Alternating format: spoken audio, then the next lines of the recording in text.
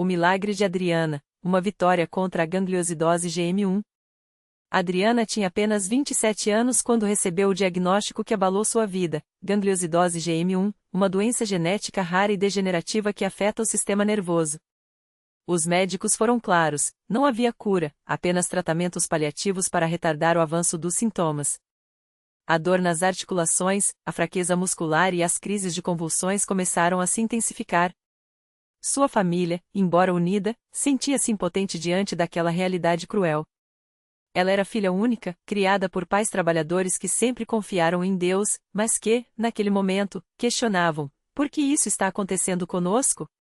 Adriana, que antes era uma jovem cheia de sonhos, formada em pedagogia e apaixonada por crianças, viu sua vida desmoronar. Os remédios eram caros, as consultas frequentes, e a esperança, cada vez mais distante. Foi então que uma vizinha, Irmã Maria, membro da Congregação Cristã no Brasil, começou a visitá-la. Não com palavras vazias, mas com uma fé simples e sincera. Adriana, Deus pode tudo. Na minha igreja, já vi coisas que a medicina não explica. Vamos orar, disse ela, segurando sua mão com firmeza. Adriana, embora cética, não tinha mais nada a perder. O primeiro culto. No domingo seguinte, Adriana entrou pela primeira vez em um salão da Congregação Cristã no Brasil. Ficou impressionada com a simplicidade do lugar, sem altares chamativos, sem instrumentos musicais, apenas irmãos e irmãs vestidos com modéstia, cantando hinos de coração. O ancião, um homem de cabelos grisalhos e voz serena, dirigia a reunião com uma autoridade espiritual que transmitia paz. Ela se sentou ao lado de Irmã Maria, que lhe explicou em voz baixa: aqui não tem show, não tem espetáculo. É só Deus e o seu povo. Adriana ouviu os hinos sendo entoados à capela, as orações fervorosas, os testemunhos dados de pé, com humildade. Um irmão contou como Deus o livrou de um acidente grave, uma irmã agradeceu pela cura de uma enfermidade. Era tudo tão real, tão sincero, que Adriana sentiu algo mexer dentro dela. Quando o ancião anunciou o momento das orações, Irmã Maria a convidou para ir à frente. Vem, filha. Deus está aqui. Adriana, com lágrimas nos olhos, se ajoelhou. Mãos foram postas sobre sua cabeça, e ela ouviu vozes unidas em súplica: Senhor, tem misericórdia desta irmã. Tu és o Deus que opera milagres. A fé que cresceu. Nos dias seguintes, Adriana começou a frequentar os cultos com mais assiduidade. Aprendeu que na CCB não se busca milagres por milagres, mas sim uma vida de consagração. Os irmãos não faziam alarde, não prometiam curas instantâneas, mas viviam uma fé que se demonstrava em atos, nas visitas aos enfermos, na ajuda aos necessitados, na paciência uns com os outros. Ela se batizou nas águas, confessando seus pecados e entregando sua vida a Cristo. Na Santa Ceia, sentiu uma paz que não vinha dos remédios, mas de algo maior. Mesmo que eu não seja curada, eu sei que estou nas mãos de Deus, disse a si mesma. O dia do milagre. Foi em um culto de quarta-feira, uma reunião simples, como todas as outras. Adriana estava sentada, ouvindo o ancião ler a palavra, quando, de repente, sentiu um calor estranho percorrer seu corpo. Era como se uma corrente elétrica a envolvesse. Ela tentou se levantar e conseguiu. Sem dor. Sem fraqueza. Os irmãos ao redor notaram seu espanto. O que foi, irmã? Perguntou uma senhora. Adriana, trêmula, tentou andar. E andou. Sem mancar, sem apoio. As lágrimas escorriam enquanto ela, emocionada, levantou as mãos e disse: Glória a Deus! Estou curada. O culto parou. O ancião, com os olhos brilhantes, pediu que todos orassem em ação de graças. Não houve gritaria, não houve exaltação humana, apenas um silêncio reverente, quebrado por choros de gratidão. Adriana testificou ali mesmo, de pé, como Deus a havia libertado. A transformação. Os médicos, ao reexaminá-la, não encontraram mais sinais da doença. Os exames mostravam uma melhora inexplicável. Adriana voltou a trabalhar, a sorrir, a viver. Mas o maior milagre não foi apenas a cura física, foi a transformação do seu coração. Ela aprendeu que Deus não age por obrigação, mas por amor. Que a fé não é um meio de conseguir o que queremos, mas de nos submeter à vontade dele. E que, na Congregação Cristã no Brasil, ela encontrou não apenas uma igreja, mas uma família que a amparou nos momentos mais difíceis. Hoje, Adriana serve na obra do Senhor, visitando enfermos e compartilhando sua história. Sempre com humildade, sempre lembrando, não foi pela minha força, mas pela graça de Deus. E se Ele fez por mim, pode fazer por qualquer um que crer. A lição de vida. A história de Adriana nos ensina que, mesmo nas piores batalhas, Deus está no controle. Que a fé verdadeira não clama por milagres, mas confia no milagreiro. E que, na simplicidade de um culto da Congregação Cristã no Brasil onde não há holofotes, nem interesses humanos, o poder de Deus se manifesta de forma pura, para a glória do seu nome. Porque, no fim, o que importa não é apenas a cura, mas a vida transformada. E isso, só Jesus pode dar. No mesmo bairro onde Adriana encontrou sua nova vida, morava um jovem chamado Lucas. Aos 22 anos, ele já havia conhecido o gosto amargo das ruas. Desde os 14, quando perdeu o pai em um acidente, Lucas se afundou em más companhias. Drogas, brigas e uma revolta que parecia não ter fim. Sua mãe, Dona Maria, chorava todas as noites, ajoelhada ao lado da cama, pedindo a Deus que tirasse o filho daquele caminho antes que fosse tarde. Até que um dia, depois de mais uma noite sem dormir, Lucas acordou com um vazio tão grande que sentiu medo. Foi quando lembrou das palavras da vizinha, irmã Cláudia, que sempre o chamava para os cultos: "Vem, filho. Jesus está te esperando." Sem entender bem por quê, ele calçou um tênis surrado e seguiu até a pequena igreja de madeira, onde o som dos hinos já ecoava pela rua. Dentro da congregação, tudo era diferente do que ele imaginava. Nenhum show, nenhuma promessa de riqueza. Apenas irmãos cantando com o coração, e um pastor falando sobre o perdão de Deus. Quando o coro entoou "Lava-me, Senhor, e serei mais alvo que a neve", Lucas sentiu algo quebrar dentro dele. As lágrimas vieram sem aviso, e ele caiu de joelhos, sem forças para se levantar. Os irmãos não o julgaram. Ao contrário, o abraçaram, oraram por ele e o levaram para casa. Dona Maria, ao vê-lo entrar com os olhos inchados de choro, mas com uma paz que não via há anos, soube que algo havia mudado. Naquela noite, Lucas dormiu sem pesadelos pela primeira vez em muito tempo. Os dias seguintes não foram fáceis. As tentações batiam à porta, as lembranças do passado o assombravam. Mas toda vez que fraquejava, um irmão aparecia com uma palavra de ânimo, ou ele se lembrava do abraço apertado do pastor após o culto: "Deus não desiste de você, filho. Continue firme." Um ano depois, Lucas estava batizado, servindo na obra do Senhor e ajudando outros jovens a saírem das ruas. Sua mãe, que antes chorava, agora sorria ao vê-lo levando crianças para a escola bíblica dominical. "Eu não merecia isso", ele costumava dizer aos novos irmãos, "mas Deus me deu uma segunda chance. E se Ele fez por mim, pode fazer por você também." A transformação de Lucas não foi notícia de jornal, nem viralizou nas redes. Mas para Dona Maria, para os irmãos da igreja e para todos que o viram renascer, foi um milagre tão real quanto o sol que nasce a cada manhã. Porque na Congregação Cristã no Brasil, os milagres não são espetáculos, são vidas restauradas, uma a uma, pelo poder da fé simples e verdadeira. E assim, como Adriana, Lucas aprendeu que o maior milagre não é mudar as circunstâncias, mas mudar o coração. E isso, só Jesus faz. Na mesma congregação onde Lucas encontrou sua redenção, havia uma irmã chamada Clara. Ela chegava sempre quieta, sentava-se nos últimos bancos e saía antes que a maioria percebesse sua presença. Carregava nos olhos uma tristeza profunda, como se o peso do mundo estivesse só sobre seus ombros. Poucos sabiam que, há 3 anos, ela havia perdido o filho único, Vitor, em um acidente de carro. A dor era tão grande que Clara passou a evitar até mesmo as fotos do menino em casa. "Não aguento ver seu sorriso e saber que não vou ouvi-lo chamar de mãe nunca mais", confessou uma vez a irmã que a visitava.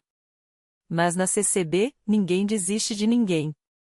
As irmãs do departamento de senhoras começaram a orar por ela em segredo, pedindo a Deus que tocasse aquele coração ferido. Certa tarde, depois de um culto de doutrina, a irmã Regina, uma das mais antigas da igreja, aproximou-se dela com um abraço apertado e um convite: "Clara, amanhã tem a reunião das mães. Não é só para quem tem filhos pequenos não, é para todas nós. Venha, por favor." No início, Clara resistiu. Que sentido tinha estar entre mães falando de criações de filhos, se o dela já se fora? Mas algo na voz firme e carinhosa da irmã Regina a fez ceder. No dia seguinte, ela entrou na salinha dos departamentos com as mãos trêmulas. As irmãs não forçaram conversa, não fizeram perguntas invasivas. Apenas cantaram hinos suaves, leram passagens da Bíblia sobre a esperança e, no final, cada uma compartilhou uma palavra de ânimo. Quando chegou sua vez, Clara só conseguiu balbuciar: "Eu sinto falta dele todo dia." Foi então que a irmã Marta, que havia perdido o marido anos antes, segurou sua mão e disse: "A dor não some, Clara. Mas Jesus transforma ela. Ele não tira a saudade, mas enche o vazio com a sua paz. Você vai ver." E assim, semana após semana, Clara passou a frequentar as reuniões. Não porque a dor tinha acabado, ela ainda acordava com lágrimas no travesseiro, mas porque ali, entre aquelas mulheres que também carregavam cicatrizes, ela sentia que não estava sozinha. Até que veio o dia em que, durante uma oração coletiva, Clara sentiu algo diferente. Não foi um barulho, nem uma visão, mas uma certeza que tinha no coração: Vitor está com Deus. E um dia, eu vou vê-lo de novo. Essa convicção a encheu de uma paz tão profunda que, pela primeira vez em anos, ela conseguiu sorrir sem culpa. Naquela noite, ao chegar em casa, tirou do armário a caixa com as coisas do filho. Abriu o álbum de fotos, passou os dedos pela camiseta que ele usava no último aniversário e, em vez de chorar, sussurrou: "Obrigada, Senhor. Obrigada por me dar forças para lembrar dele com alegria." No domingo seguinte, Clara subiu ao púlpito pela primeira vez. Não para pregar, mas para dar um testemunho simples: "Eu vim aqui hoje para dizer que Deus não abandona a gente na dor. Ele não tira o que a gente ama, mas nos ensina a amar de um jeito novo. E se ele fez isso por mim, que estava tão quebrada, pode fazer por qualquer um de vocês." Sua voz tremia, mas suas palavras tocaram fundo. Muitas irmãs choraram, outras abraçaram-na depois do culto. E assim, sem alarde, mais uma vida foi restaurada. Porque na congregação cristã no Brasil, os milagres não são só as curas que a gente vê. São as lágrimas que secam, os sorrisos que voltam, as esperanças que renascem.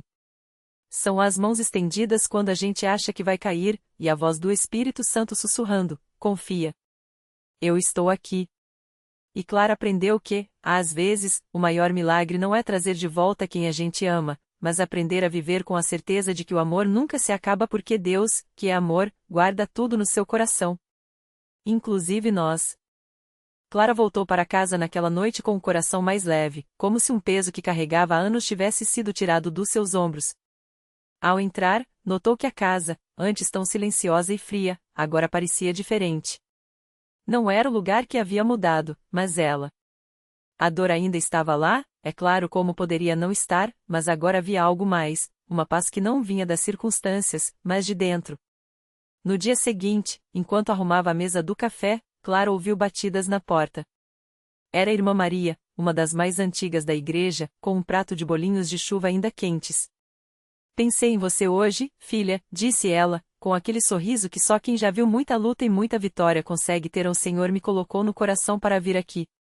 Clara convidou-a para entrar, e enquanto tomavam café, Maria contou histórias de outras irmãs que, como ela, tinham passado por vales escuros e saído mais fortes. "A gente acha que não vai aguentar, mas é justamente quando a gente não tem mais forças que ele nos carrega", disse Maria, segurando a mão de Clara. Os dias foram passando, e Clara começou a perceber que o milagre não tinha sido só aquele momento no culto. Era algo que continuava acontecendo, como uma semente que germina devagar. Ela voltou a cantar os hinos com mais fé, a orar com mais confiança. Até o trabalho, que antes era só uma obrigação, ganhou um novo sentido. Uma colega, que sempre a via quieta e distante, um dia perguntou: "Clara, o que está diferente em você?" Ela sorriu e respondeu: "Deus mexeu no meu coração." Mas o que ela não esperava era o que viria a seguir. Certa tarde, enquanto ajudava na limpeza da igreja, Clara encontrou uma irmã mais nova, a Juliana, chorando no fundo do salão. Ao se aproximar, ouviu a moça dizer entre lágrimas: "Não sei mais o que fazer, irmã. Meu marido me abandonou com 2 crianças pequenas, e eu não tenho nem como pagar o aluguel." Clara sentiu algo apertar dentro dela. Era como se Deus estivesse dizendo: "Agora é a sua vez." Sem hesitar, ela sentou ao lado de Juliana e começou a orar com ela. Depois, com voz firme, disse: Você não está sozinha. A igreja é família, e família não deixa ninguém para trás. Nos dias seguintes, Clara mobilizou as irmãs, umas doaram roupas, outras comida, outras ajudaram a conseguir um trabalho temporário para Juliana. E quando a moça achou que ia perder a casa, apareceu um irmão que, sem nem ser pedido, pagou 3 meses de aluguel adiantado. O Senhor proveu, disse-lhe simplesmente. Clara então entendeu, o milagre que Deus tinha feito nela não era só para ela. Era para que, através dela, outras pessoas também sentissem que não estavam sozinhas. Que a mesma mão que a tinha levantado poderia levantar qualquer um que estivesse caído. E assim, aos poucos, Clara foi se tornando um farol na igreja. Não porque fosse perfeita ou porque tivesse todas as respostas, mas porque ela conhecia a dor e, mesmo assim, escolheu confiar. As irmãs mais novas passavam a procurá-la, não só pelos conselhos, mas porque viam nela uma prova viva de que Deus não desiste de ninguém. Até que, numa tarde de domingo, depois de um culto especialmente cheio da presença de Deus, Clara sentiu um toque no ombro. Era a irmã Regina, a esposa do pastor, com os olhos brilhando. Clara, o irmão Paulo gostaria de conversar com você. O coração dela acelerou. O que o pastor queria? Quando entrou na sala, o irmão Paulo estava de pé, com um sorriso sereno. Clara, nós temos observado o seu crescimento e o seu serviço. O Senhor tem usado você de uma maneira especial aqui na igreja. Ele fez uma pausa, como se estivesse pesando as palavras. Gostaríamos de convidá-la para ser uma das auxiliares das irmãs mais novas. Para estar mais próxima, orientar, orar com elas. O que você acha? Clara sentiu as lágrimas encherem os olhos. Ela, que um dia achou que não tinha mais nada para oferecer, agora estava sendo chamada para servir de uma forma que nunca imaginou. Eu aceito, irmão. Com muita gratidão. Naquela noite, ao se ajoelhar para orar, Clara não tinha mais palavras. Só lágrimas de gratidão. Porque ela tinha entrado na igreja quebrada, e Deus não só a consertou, como a transformou em um instrumento nas suas mãos.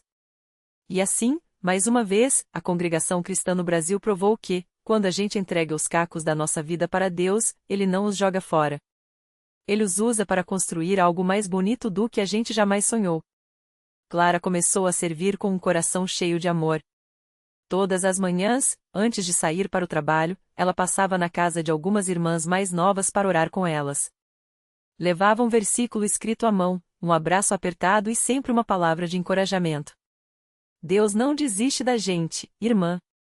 Se Ele mudou a minha vida, pode mudar a sua também, dizia com os olhos brilhando. Mas nem tudo era fácil. Um dia, uma das jovens, chamada Ana, chegou chorando na reunião das auxiliares. Irmã Clara, eu não aguento mais. Meu marido me abandonou, estou sem dinheiro e tenho 2 filhos pequenos. Não sei nem como vou pagar o aluguel este mês. Clara sentiu o coração apertar. Ela conhecia bem aquela dor.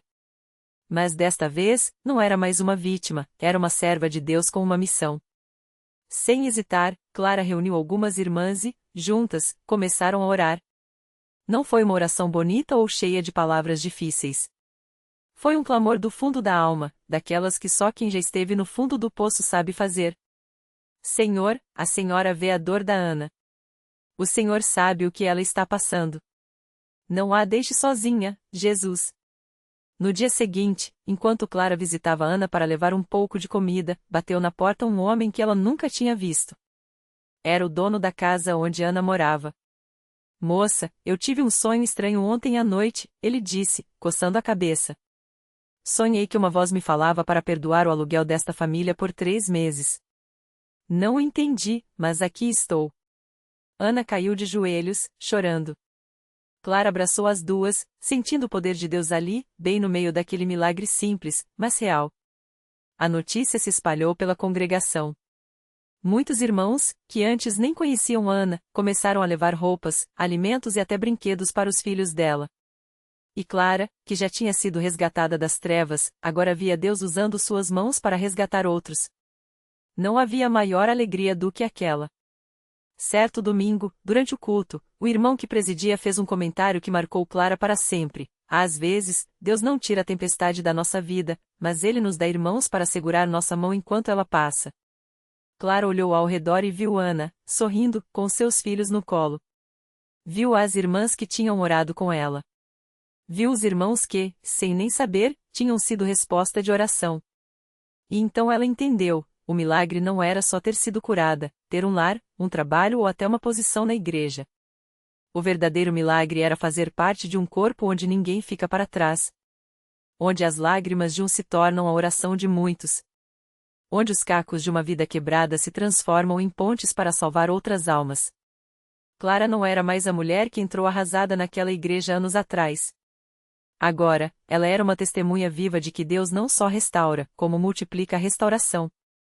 E enquanto ela via Ana começar a sorrir de novo, Clara soube que aquela não era uma história que terminava ali. Era só o começo de muitas outras vidas que, como a dela, encontrariam esperança nos braços da congregação cristã no Brasil. Porque quando Deus começa a agir, Ele não para mais. E cada milagre é só o início de outro ainda maior. O milagre completo. Ana, que chegará com o coração em pedaços, agora seguirá os passos de Clara. Não foi uma cura instantânea, mas uma transformação tecida no cotidiano, nas mãos que a abraçaram sem julgamento, nas palavras que a lembraram de seu valor, nas orações que a sustiveram quando suas forças falharam. Um dia, enquanto ajudava a servir a ceia do Senhor, Ana olhou para Clara e sorriu, não mais um sorriso forçado, mas aquele que nasce da alma aliviada. Eu também quero ser ponte, sussurrou. E assim, o ciclo se repetia, uma vida restaurada se tornava instrumento para restaurar outras. Reflexão final. Deus não opera sozinho. Ele usa mãos humanas, corações dispostos e uma igreja que, apesar de imperfeita, escolhe ser refúgio. O milagre não estava apenas no que Clara ou Ana receberam, mas no que elas se tornaram, prova de que a graça não é um fim, mas um convite. Um convite para olhar os cacos alheios e dizer: deixa eu te ajudar a reconstruir. Lição de vida. A verdadeira multiplicação dos milagres começa quando entendemos que nossa restauração tem propósito, ser farol para quem ainda tropeça no escuro. Porque a fé que não se estende, não se completa. E a igreja que não abraça, não reflete o Deus que a chamou. Assim, enquanto as portas da congregação se fechavam ao fim do culto, outra história começava do lado de fora e Deus, como sempre, já estava lá, preparando o próximo milagre. Porque Ele nunca para. E o maior milagre é perceber que fomos chamados para fazer parte disso.